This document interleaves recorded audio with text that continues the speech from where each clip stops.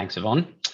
It's worth noting that we won't be going through every single SuccessFactors feature released in the last 12 months. Otherwise, we'd be here for hours.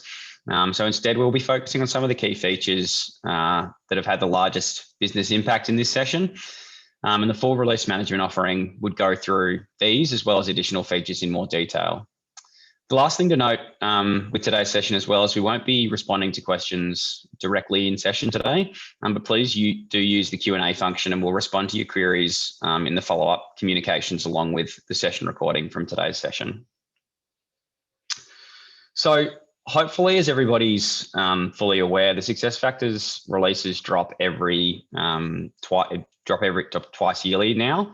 And this biannual release schedule is a relatively recent change from what used to be a quarterly release schedule pre-2020.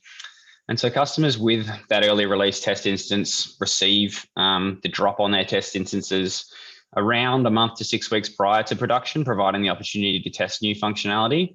And customers without this early release test instance will receive the drop on their test environments at the same time as production. So this is kind of the SAP SuccessFactors release management approach currently. And what we're going to do today is go over the last two releases, as I said up front, from a SuccessFactors perspective and some of the key functionality that's been released there. It's also worth noting when we do talk through some of the release features today, some of them will be universal features and some of them will be opt-in features. And so if we're talking about universal features, these kind of features are automatically applied to your instance and require minimal or no configuration change to enable. So it might be as simple as an RDP checkbox or a company settings switch. Whereas opt-in features often require customer or partner or SAP support to turn on the feature, and as such require additional effort and testing to enable. So that's worth noting when we do run through some of the features during today's session. So to kick off, we're going to have a look at some of the platform features from the H2 2020 and H1 2021 release. And for those who joined the talent release management session last week, you would have already seen some of these features. So apologies for the duplication. However, it's important to go over these again, obviously for the people that didn't attend that talent release management session, and also because these features are platform wide and impact all customer instances, regardless of what modules you have implemented in your environment. So with that in mind, let's jump in. So as of the H2 2020 release, SuccessFactors have pulled in a new homepage functionality. And this new homepage is essentially intended to make the user experience simpler and more engaging, as well as being consistent across both the mobile application and the web browser. Rather than talk to this slide, though, I thought it'd be better to jump into our demo environment and show the latest features, as it's always better to see these kind of things in the flesh rather than via PowerPoint. So if I jump into our environment, the first thing I'm going to show you is what the current homepage looks like, which is hopefully something everybody's quite comfortable with. And I'm logged in as an administrator at the moment, Anya Singh, who has this current homepage enabled on her profile. So just quickly take note of the look and feel. Before I proxy in as our demo user, James Klein, who's had the latest homepage enabled on his profile.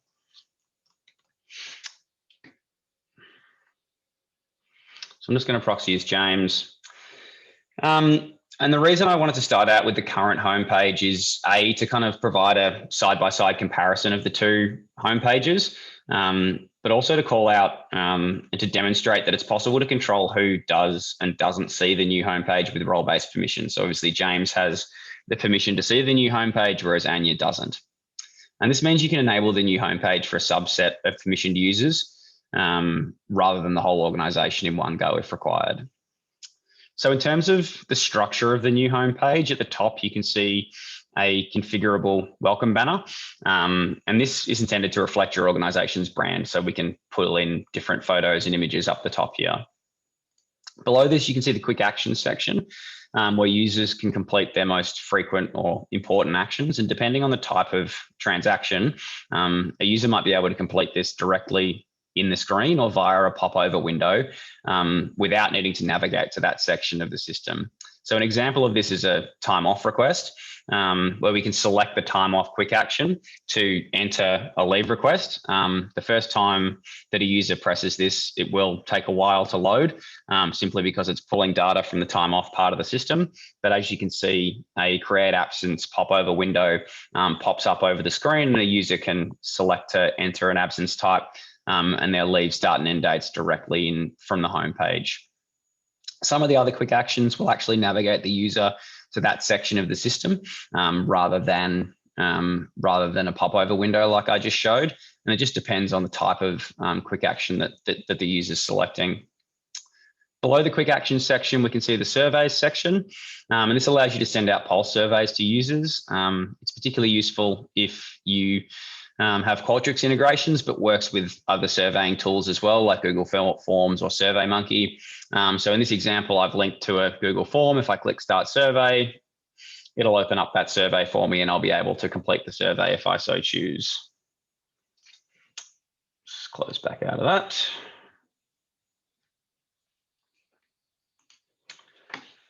that. Finally, we can see the organizational updates section down the bottom of the homepage. And this contains custom content for the organization, very similar to custom tiles on the legacy homepage.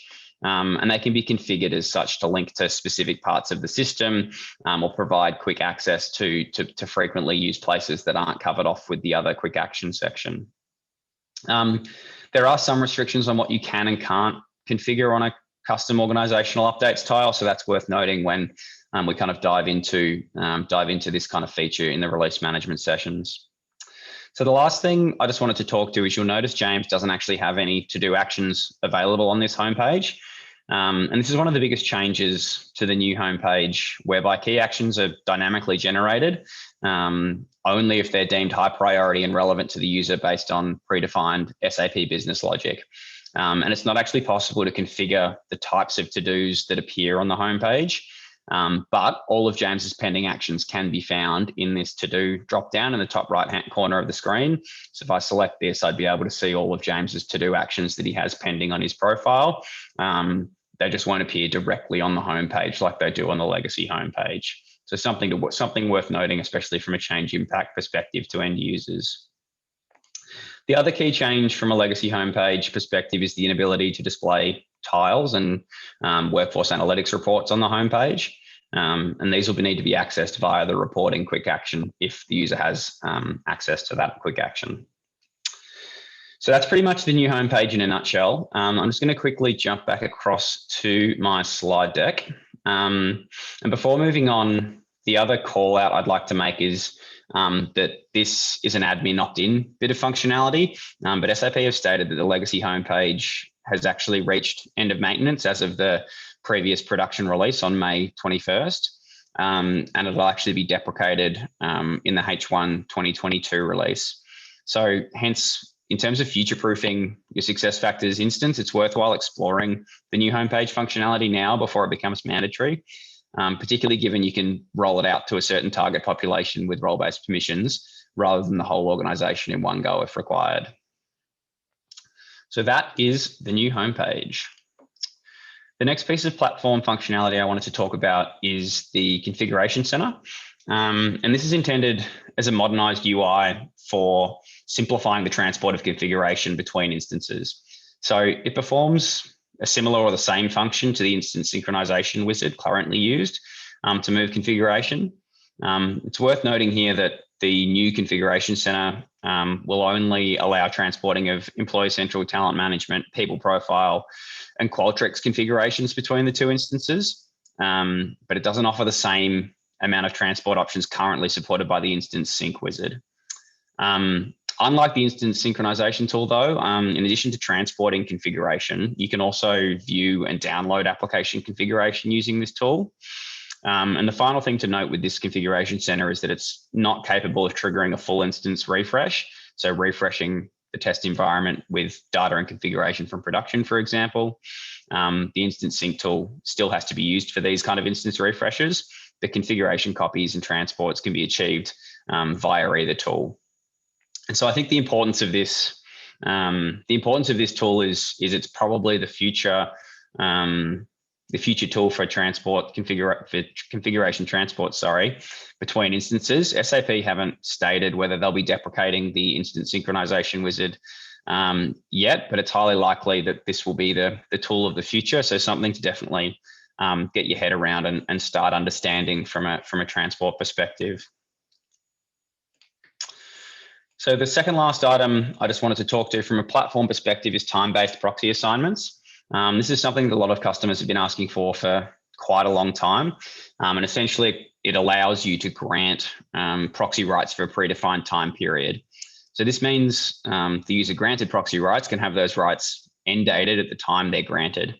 So prior to a leave of absence, I can set up my proxy assignment to coincide with the start and end date of that absence, for example. So this update's a universal update and will be applied to all instances in the H1 2021 release. So you don't actually have to do anything to enable this to see this upgrade, but it's definitely worth noting from an end user perspective, especially if you are using proxy assignments within your organization. The only thing to note with this update is that the assignment of these start and end dates for proxy assignments are not mandatory. So users will still be able to grant proxy rights to other users with no end date. So definitely a bit of change and training involved in making sure users are aware of this new feature. And if your organization wants to use it, that they're told about it and are empowered to use it as well. The last item on my list of platform features is a new target population for role-based permission groups. So target populations of manager or peers can now be granted. And so what this does is it allows you to grant a permission role with a target population of people with the same manager, i.e. I can see and do what I can see and do to my peers, or a target population of the user's managers. So what I can see and do to my managers. This was able to be achieved previously, but required some pretty complex configuration, either through the assignment of name users to target populations or by defining specific levels within the organization, both of which had drawbacks and kind of resulted in not very efficient ways of managing permission roles. So it's great to see that this feature has been enabled, and access to this feature will again be universally applied to instances as part of the H1 2021 release, but it will obviously require configuration changes to permission roles to actually utilize this functionality. So that's it from a platform perspective. I'm now going to hand over to Lisa, and Lisa's going to take us through the recruitment and onboarding components of the latest release. So Lisa, over to you. Thank you, Josh, and hello, everyone. For those I have not met yet, my name is Lisa McLennan. So I am a SuccessFactors consultant here at Deloitte, and I will be taking you through the recruiting and onboarding features. As Josh mentioned, there's not enough time to run through everything, so I've tried to pick out a few favorites that will hopefully get you interested. Okay, let's share my screen.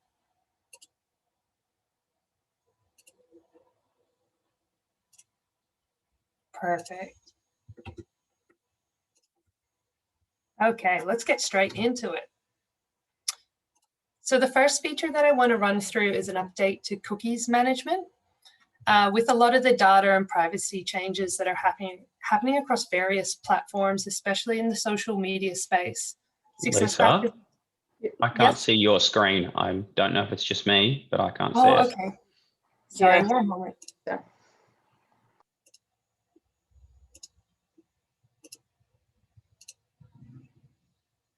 There we go. Got it now. Beautiful.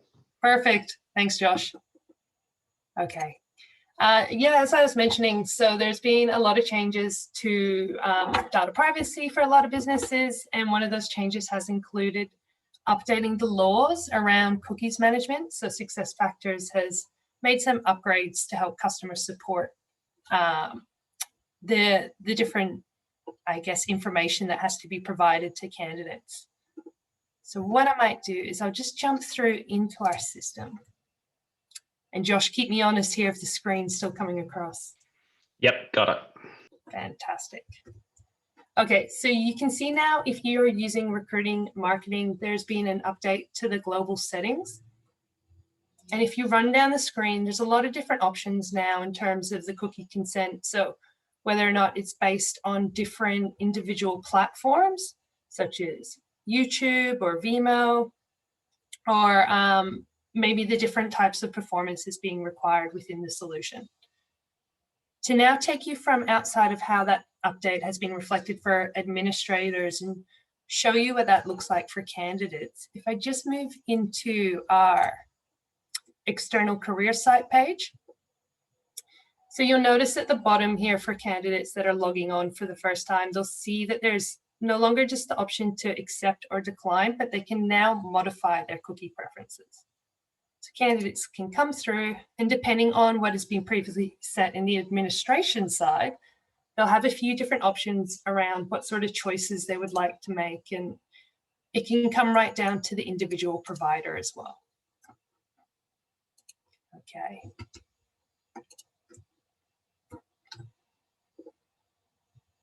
So moving into our next feature around the talent pool. This is just, I guess, trying to keep in line with SuccessFactors change to make more data relevant to the recruiters at the right time. And one of the focuses has been around updating the resume viewer carousel to be located within the requisition itself. This is to allow the recruiters to view all the information that you would normally see on the resume, and at that point in time, make the change on whether or not the candidates need to be added into their relevant talent pools. So at the moment, it is, I guess, a little bit more limited in that you can only add the candidates from either the workbench or the candidate profile itself. This feature is universal, so it is available to everyone, which is good news. And I think it's just one of the steps forward that SuccessFactors is trying to make in making sure that if you are trying to assess candidates in a bulk situation, or you're looking through a lot of different resumes in a short period of time, you're getting all the data on the right screen and not having to continue to click through various areas of the system. So I'll show you a quick example of what that looks like. So coming into the system as a recruiter and navigating to where you would find your new applications. If I was to select a few different candidates and trigger the action to view their resume, you can see that you would now get your typical resume carousel, so showing you all the different information available.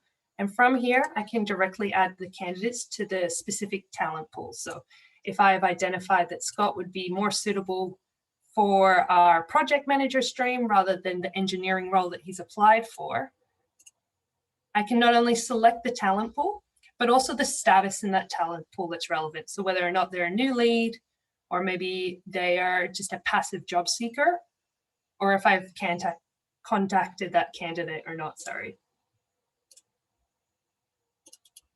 Perfect. Okay, so moving on to our next feature.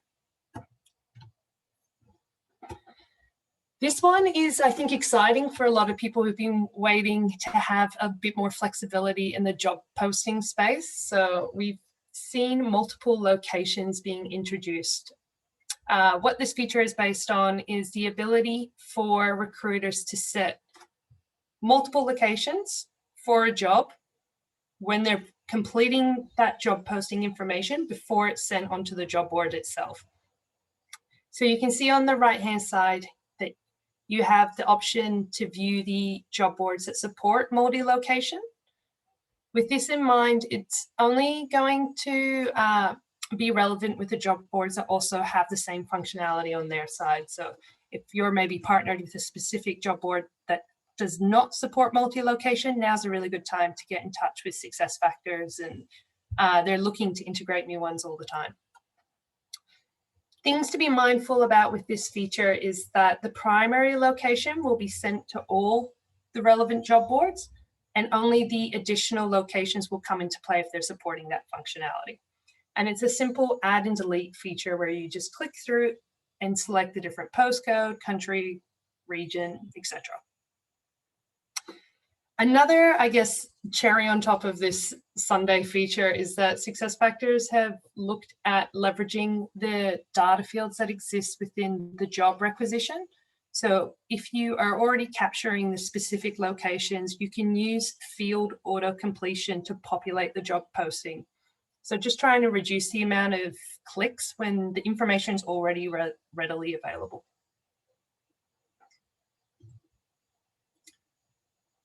Following through now to the update that's been made to the offer template management. For those who are using the offer approval process and offer letter management within SuccessFactors, you may have noticed that when a recruiter goes to select the specific template, that depending on the country and language, they will have access to the full list of offer templates available. So SuccessFactors has now introduced a little bit more control through the use of role-based permissions, enabling administrators to go in and select against the different templates which groups of users should have access to that offer before it's being generated. One of the benefits is it's going to reduce the amount of errors that can be made, or also the visibility of confidential data, because you may not want your recruiters viewing the more executive contracts.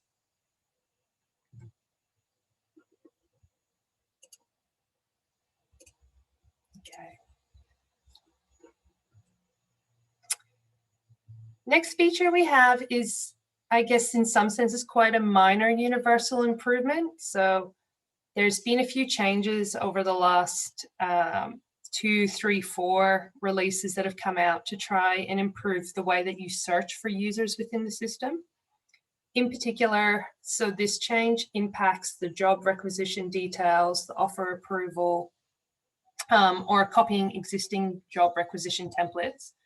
And what they've introduced is more fields. For example, it will indicate if someone is a contingent worker when you're trying to search for the correct user in the system. So I'll just jump in and give you a bit of a visual of what that means. So through the recruiting dashboard, if I was to navigate back to the job requisition,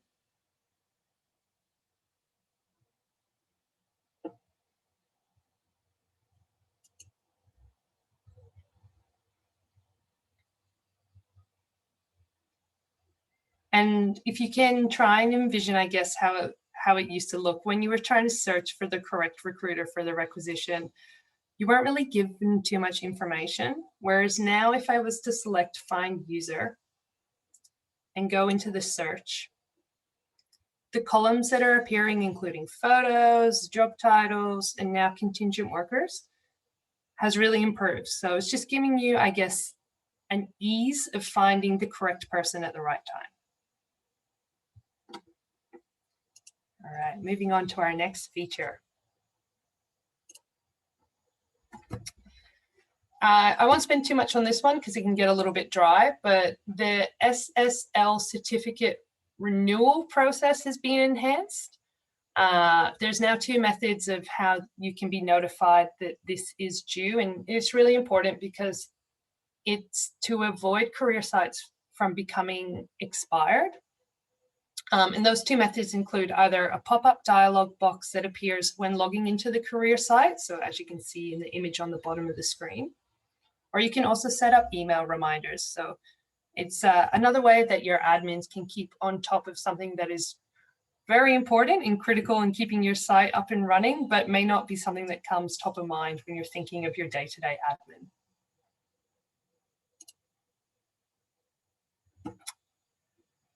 So in terms of the career site builder in general, the last 2 releases has seen a lot of minor improvements just to give users more flexibility. So I've not listed them all here today. It is worth definitely going through and having a bit of a read. There might be some that you want to pick and choose from for your solution. A few that I just wanted to call out is changes to the size limit for fonts. So that has previously been a little bit frustrating for customers. Category pages can be edited now after they've been initially named. So I think that's important given that category pages is something that can often evolve over years with the business. And there's been a few different changes to external password configuration, so including increasing the minimum password length, limiting the lockout threshold, and enabling capture verification. Why is all this important? Firstly, just to give you more control over your recruiting marketing side, I think has been something that SuccessFactors has been hearing loud and clear. And secondly, just to ensure that your candidates know that they're doing as much as they can to protect their data in the system. And these, in particular, password policy configuration updates have been implemented to make sure that password resets can only be created by a real person and not a bot. So important to know that these password updates affect external candidates if they're logging in for the first time. So your existing external candidates and agency users, it will only come into play if they're trying to change their password. So if they have to do a password reset. So their day-to-day will stay the same, nothing to be too concerned about in that space. Moving into job posting, there's been a few enhancements in the job posting area, one in particular is around invalid fields. So previously, when there was an issue with your job posting, the information available has been quite limited. So now there is a new status called invalid fields. So this appears in the job posting table. And when the job board sends the information back, you're getting the error message right there and then. So it's just relieving that dependency on SAP support to identify the reasons for the error. This is another universal feature, so it is available for everyone. And lastly, in terms of the job board space, so there's a few things that SAP has done to just, I guess, change their model. They've eliminated the consumption-based job credit model, which is good news. It means unlimited postings at no additional costs, which I think a lot of customers have been cheering for on the sideline. There is also a change coming up in the near future where the ability of posting to Twitter and JobFi, which is another job board, will be deleted as of May. So that's been rolling out in the last week. And lastly, I won't go through and list them all, but there has been a few additions to the job board marketplace. These additions happen in every release, and more information can be found on the community site. As always, if you are interested in integrating a new job board that is not currently on the list, please reach out to SAP, and they're always looking to integrate more job boards. Okay, so that's the highlights from the recruiting space.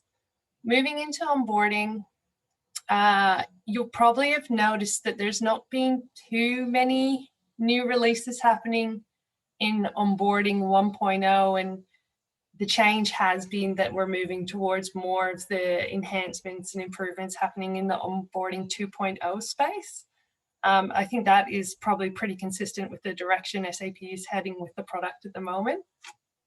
In saying that, we'll go through the information that's come out. And of course, if you've got any questions, please include them in the chat along the way, and we'll answer them at the end of the session. So onboarding. The first point to note is the change in terminology that's happening. So we've all been speaking about onboarding 1.0 and onboarding 2.0. To update not only how it's referred to in the system, but also the tangible material that SAP releases. Onboarding, the original version, will be relabeled to onboarding 1.0, removing the reference of onboarding 2.0. And then onboarding 2.0 will just be called onboarding. So stay with me, because I know I said onboarding a lot there. But it is important to know, because as you're going to be navigating through the system, you'll see, if you jump into your solution and go to the admin center, select onboarding/offboarding, you'll already notice these changes coming to life. So it's dropping the 2.0, and it's keeping onboarding as just the current version, and the legacy product will be called onboarding 1.0.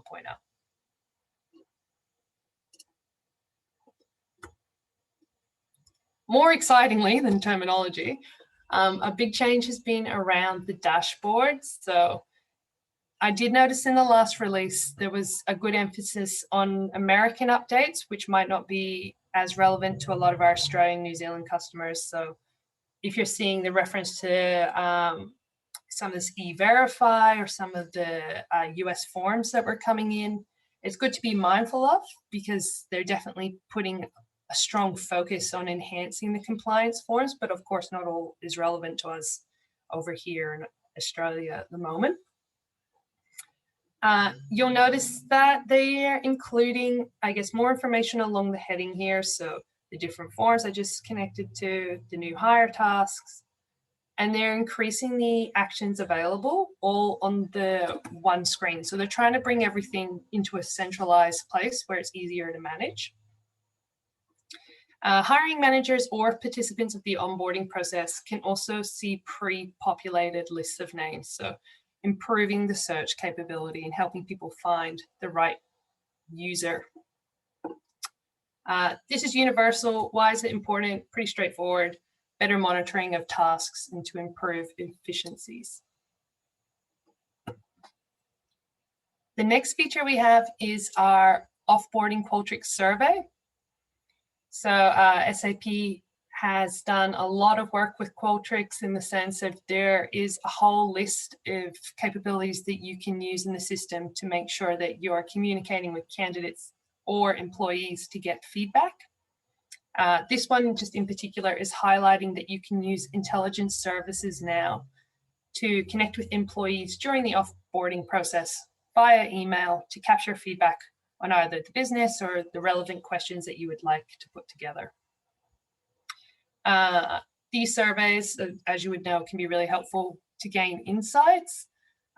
This would require a Qualtrics license, so it's obviously admin opt-in and is not universal. But depending on what your current contract is at the moment, it's definitely worth having a look into.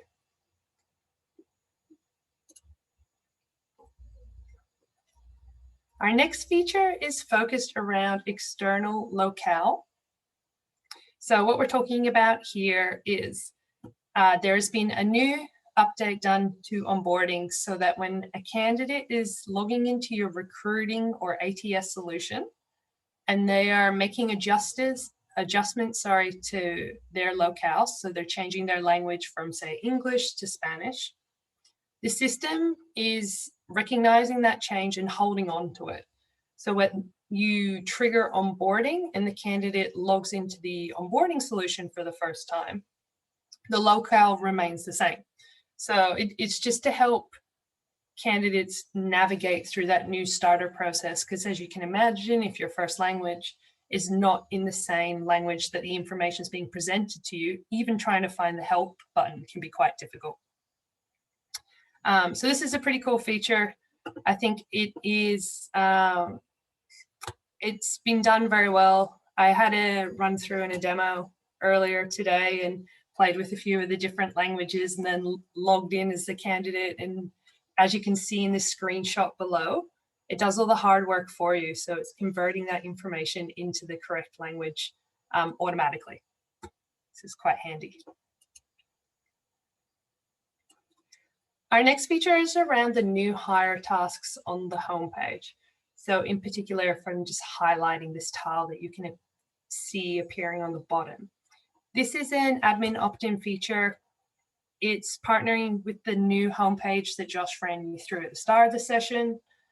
So you can now create custom cards for onboarding, new hire tasks to make them available on the latest home screen page.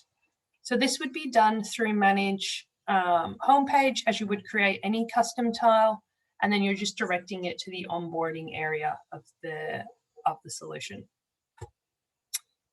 It is important to know that if you upgrade to the latest homepage, you must configure the custom card to make the onboarding 1.0 tasks accessible. So another one that is worth having a bit of a play around in your test site, using that controlled role-based permission area to make sure that you're getting the right information to your new starters.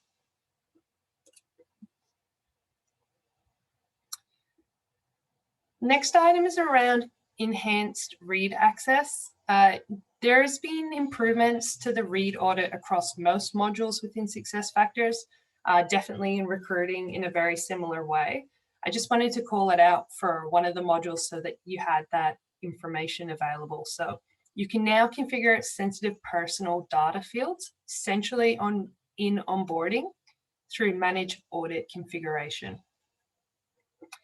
It's important just because, as you would all be aware, the responsibility of so many businesses now to make sensitive data, I guess, hidden for specific reports or available for reporting in other areas, and needs to be down to a field granular level and can no longer be controlled in, I guess, those larger subsets. So this is a step in that direction. Internal hire process. The cross-boarding side of onboarding, or the enhanced internal hire process, has been enhanced. So we're leveraging data that's used in recruiting management. But if that data is not available, the solution enables you to populate those fields with the existing employee data in Employee Central. So what that means is if fields are mandatory and they're not coming from one part of your process for the internal hire, that being recruiting, then the system is assisting or leveraging your administrators to create a process where it's going to come from Employee Central, removing those blanks and the double entry of data.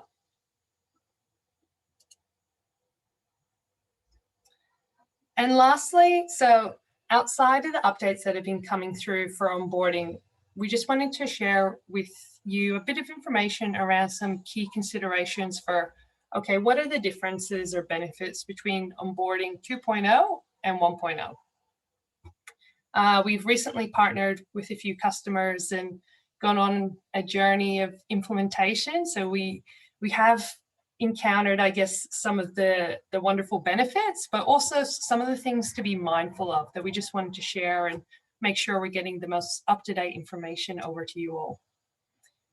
So firstly, some of the benefits, benefits of 2.0. The architecture has been significantly improved.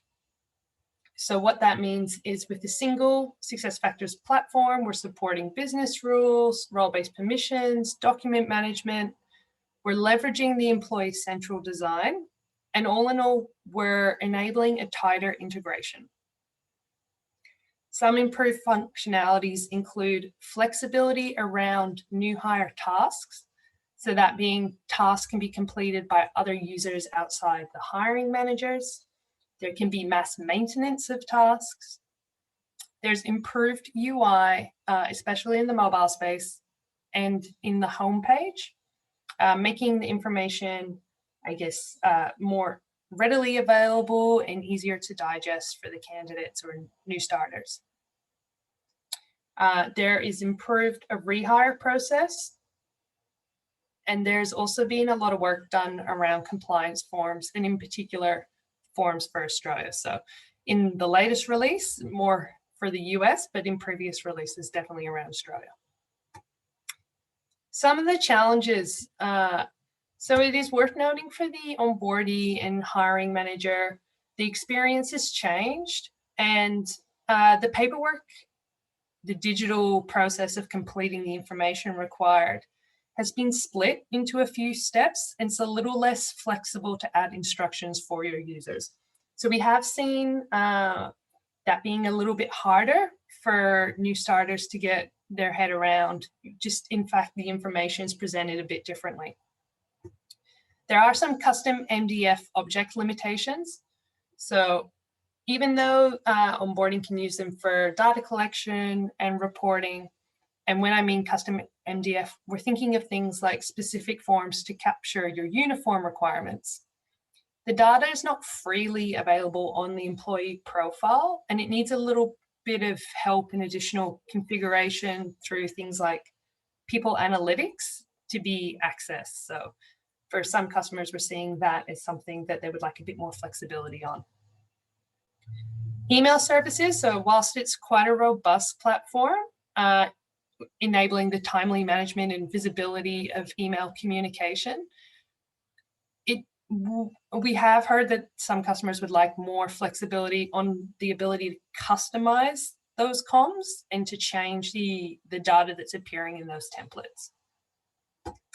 The offboarding process, it's also definitely coming together, but could evolve with a bit more flexibility in time in future releases. And the support of contingent workforce and rehire on same employment is something that is on the roadmap. So we're still waiting for that to come to life. In saying that, recommendations. So Onboarding 2.0 releases general availability in Q4 2019.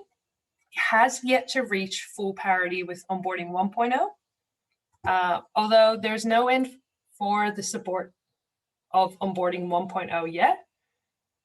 Does look like migration tools will be coming through in 2021 and 2022. So you're getting a sense here that SuccessFactors is definitely moving forward, and there's lots coming into Onboarding 2.0, and with the terminology changing, it is the way forward. But our advice is to be flexible, to adopt over than adapting the system. Keep an eye out for the more features and fixes that are coming out and ensuring that they align with your business processes. Be mindful that what works for employees might not work best for onboardees, and to get creative, and to definitely do a discovery and assess your current state and future state requirements to make an informed decision before you take the leap. We're looking forward to what's happening with Onboarding 2.0, the dashboard, the mobility, the improved UI, but it's just things to be aware of, and I guess more functionality that you really need to weigh up and consider before making a choice. So from here, thank you so much for letting me take you through recruiting and onboarding, and I will just hand over to Divya. Thanks, Lisa. That was perfect timing. A very big hi and warm welcome to today's session, allowing me to walk through stories in people analytics. Can everyone see my screen?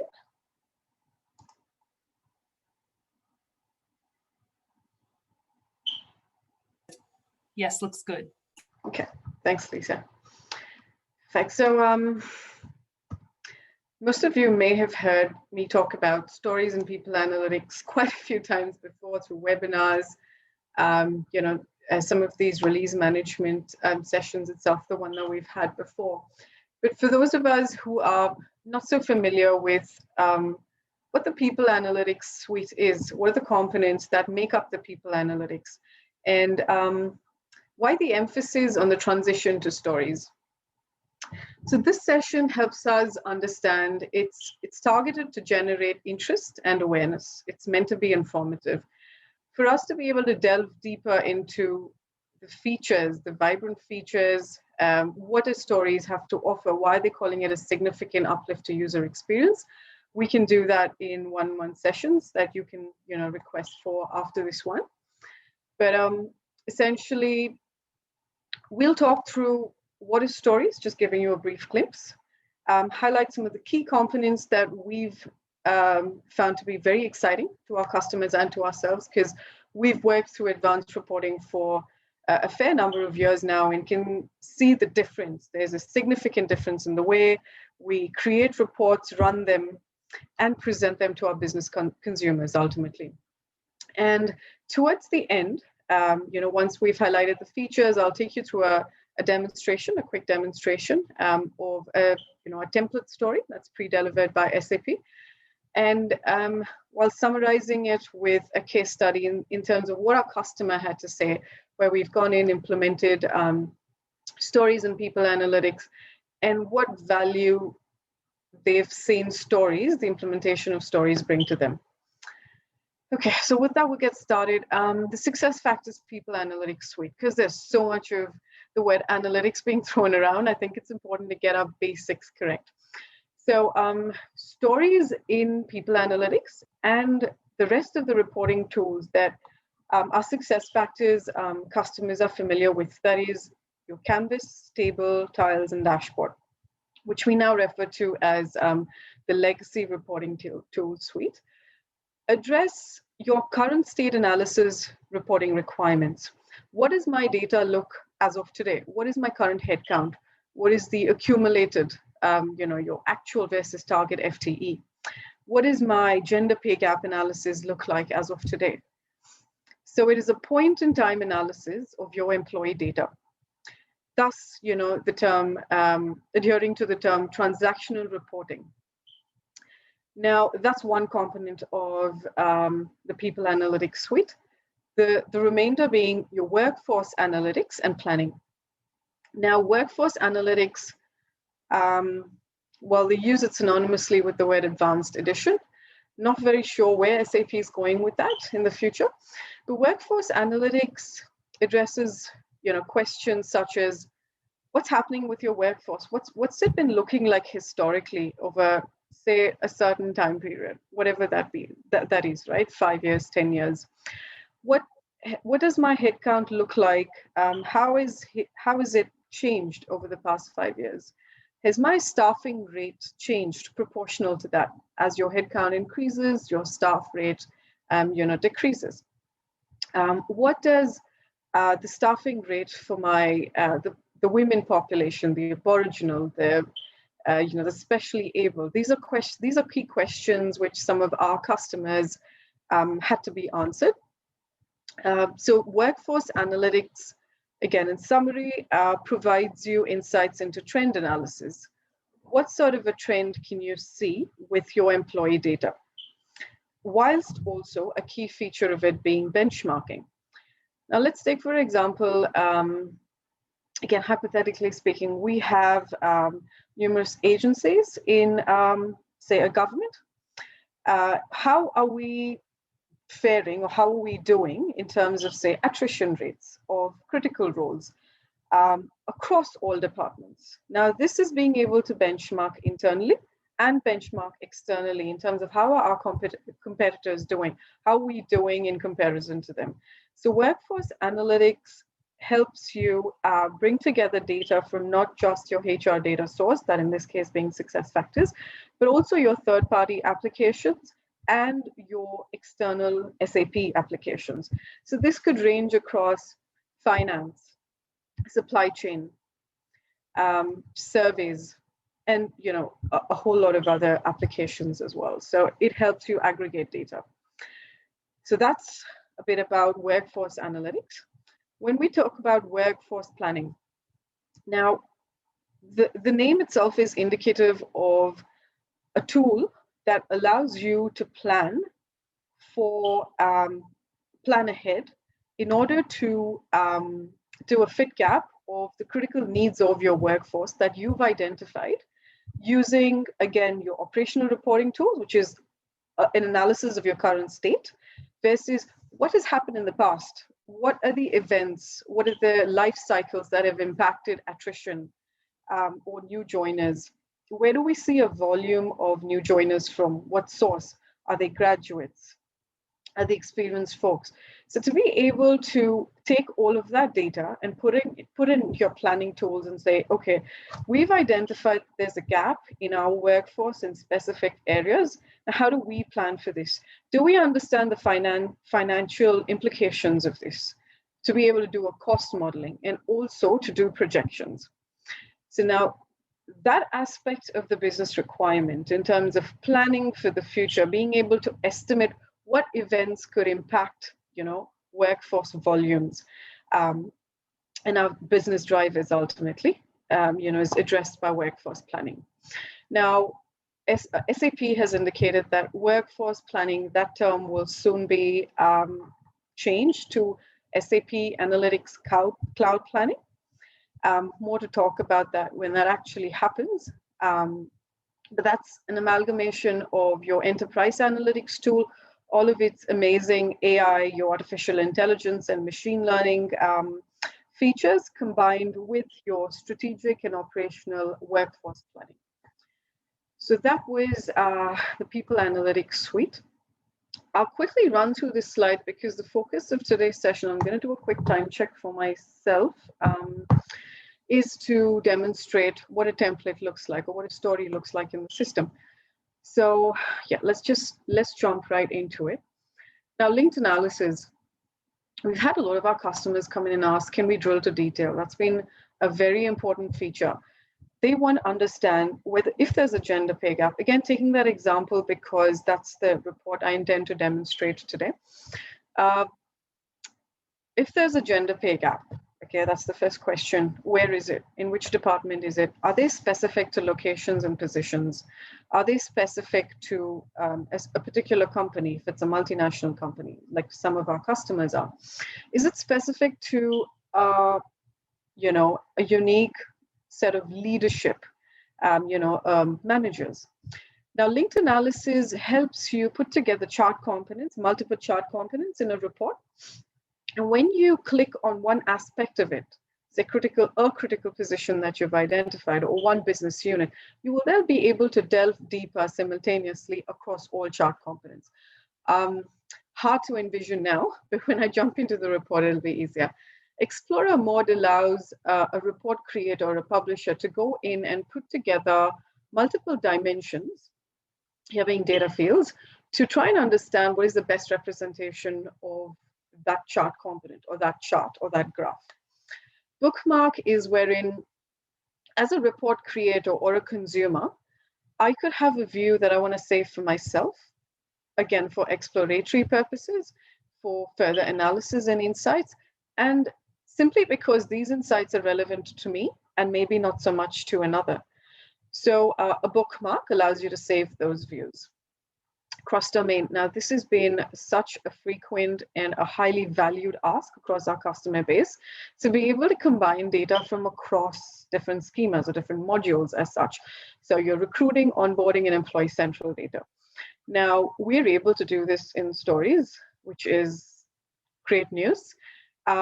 We're in the process of creating custom reports, that span across all of these domains.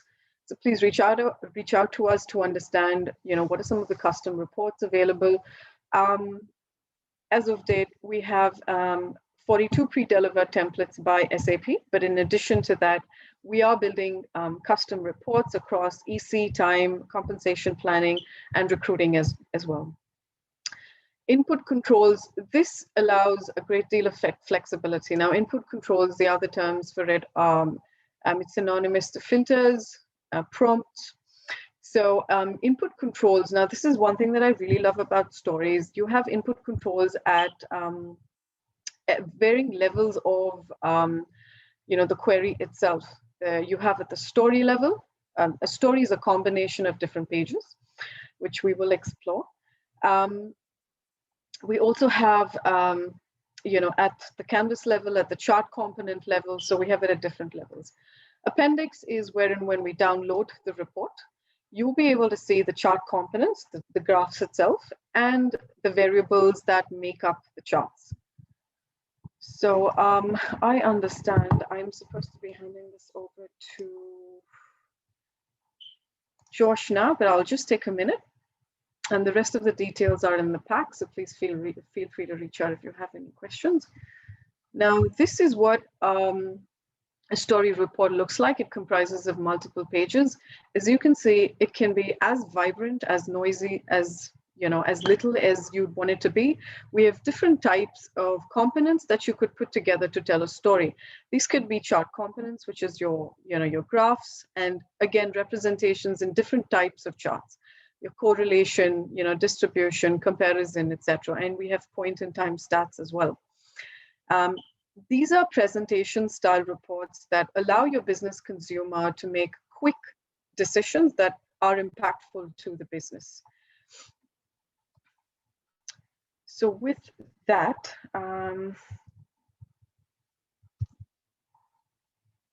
this is a case study that is available when the pack is sent out. So please have a look at it.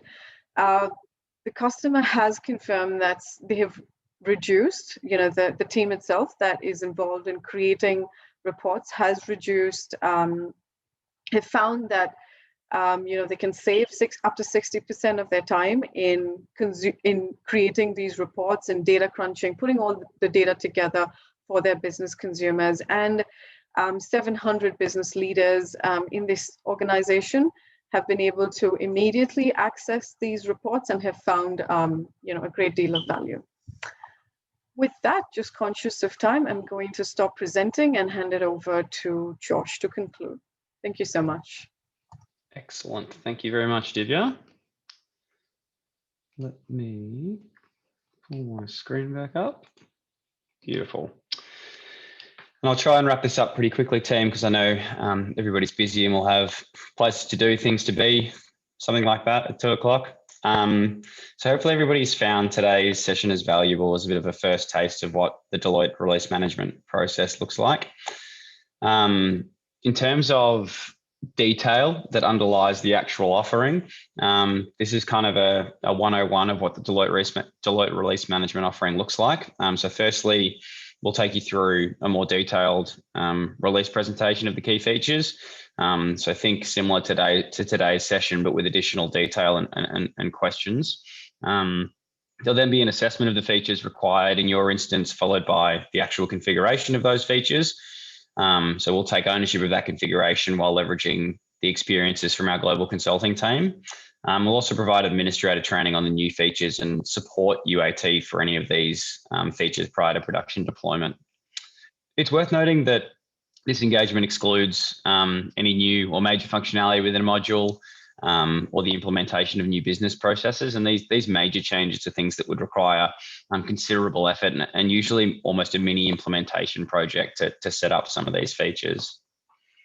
So in terms of the releases that are actually covered in the release management offering, as we've discussed today, these releases are the H2 2020 and H1 2021 releases. So hopefully everyone's aware that the production release for H1 2021 was last Friday, and that both of these releases are now live in both test and production environments across the SuccessFactors landscape. So lastly, from an approach perspective, this slide kind of provides a bit of an indicative time frame and the key responsibilities for a release management engagement. So we'll kick off with a prepare phase where we'll prepare the release management documentation in readiness for the engage phase, where we'll actually present back the key features. And during this engage phase is where you'll determine the key features that actually need to be turned on for your specific instance. We'll then enable and test those new features in the realize and verify phase and deliver the admin training for those new features whilst you're performing UAT prior to confirming production readiness for deployment. And obviously, finally, we'll deploy that configuration to production where those features will be enabled for your organization.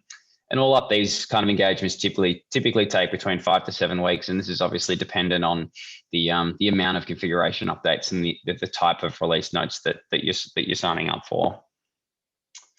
So that's everything we've got time for today. I'd just like to thank you for taking the time to join today's session, and hopefully you have found it valuable. Hopefully you can join us for our next release management spotlight session on the 27th of May, where we'll be looking at Employee Central, the core HR functionality releases within SuccessFactors. Thanks to all the presenters today, and hopefully we will chat again soon. So everybody, see you soon.